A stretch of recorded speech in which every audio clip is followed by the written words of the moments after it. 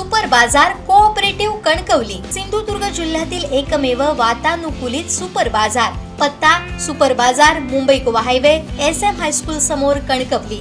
आपल्या अतूट विश्वासामुळेच आम्ही 25व्या वर्षात पदार्पण करतोय। सिंधुदुर्गच्या ग्रामीण संस्कृतीची परंपरा, निसर्गानं दिलेल्या रानभाज्यांचं आरोग्यदायी महत्त्व आणि विद्यार्थ्यांमध्ये स्वावलंबनाची भावना रुजवणारा एक आगळावेगळा उपक्रम कुडाळ तालुक्यातील माणगाव येथील श्री वासुदेवानंद सरस्वती विद्यालयात उत्साहात पार पडला। विद्यालयात आयोजित करण्यात आलेल्या रानभाजी प्रदर्शन व गावठी बाजार या उपक्रमाला विद्यार्थी, पालक आणि ग्रामस्थांचा उत्स्फूर्त प्रतिसाद लाभला।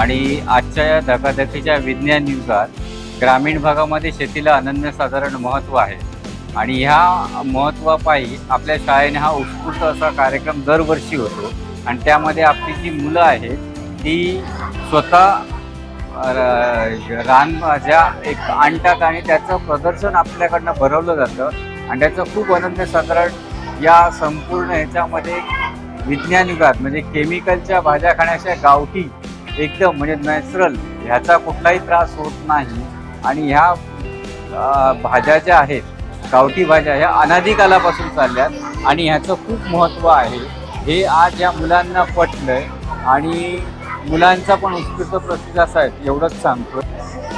आमची शाळा श्री वासुदेवानंद सरस्वती विद्यालय माणगाव, तालुका कुडाळ, जिल्हा सिंधुदुर्ग या प्रशालेमध्ये प्रतिवर्षाप्रमाणे रानभाज्या प्रदर्शन, गावठी बाजार अशा प्रकारचा हा महोत्सव जो आहे तो भरवण्यात येतो। ऑर्गॅनिक बाजारामध्ये असणारी भाजी आणि गावामध्ये मिळणारी गावठी भाजी ही शरीरासाठी किती चांगली आहे हे पटवून देण्यासाठी विद्यार्थी त्याचं महत्त्व सांगतायत आणि गावामध्ये रानामध्ये असणारी जी भाजी जी आहेत शरीराला किती प्रकारे कोणत्या प्रकारची जीवनसत्व जी आहेत ती मिळवून देतात याचं महत्त्व सांगून सगळ्यांनी या गावठी भाज्या ज्या आहेत त्या खाव्यात या निमित्ताने आम्हाला सांगावं असं वाटतं। हातामध्ये आहे तो निरफणस आहे।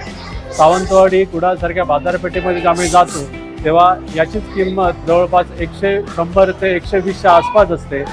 हीच भाजी आपल्याला निरफणस ही त्या ठिकाणी 60 रुपयापर्यंत विद्यार्थी देतात आणि या 60 रुपयामध्ये देत असताना सुद्धा त्यांना ते सहज ते परवडते।